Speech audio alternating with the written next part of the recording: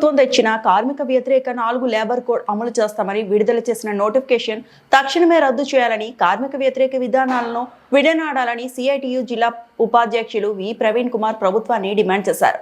ఈ రోజు సిఐటియు ఆధ్వర్యంలో స్థానిక సిఐటియు ఆఫీస్ నుండి బస్టాండ్ వరకు ర్యాలీ నిర్వహించి కేంద్ర ప్రభుత్వం విడుదల చేసిన నోటిఫికేషన్ కాపీలను నేడు దగ్ధం చేయడం జరిగింది.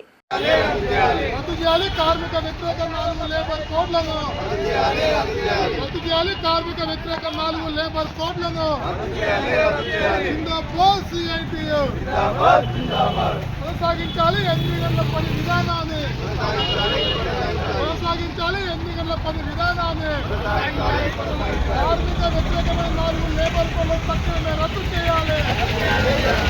రద్దు చేయాలి. కార్మిక వ్యతిరేక 4 లేబర్ కోడ్లను